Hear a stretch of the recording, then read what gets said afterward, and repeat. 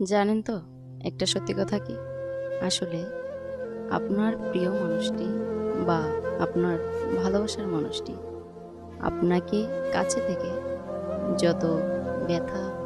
বা কষ্ট দিক না কেন, সেই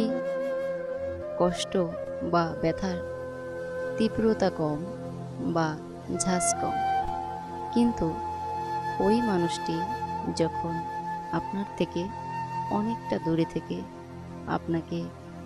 ব্যথা দেবে বা কষ্ট দেবে, আসলে সে ব্যথার বা সে কষ্টের, সেই ভুল বোঝাবুঝির পরিণামটা আসলে খুব নির্মম হয়ে থাকে এবং সে ব্যথা বা সে কষ্ট প্রচণ্ড অসহনীয় হয়ে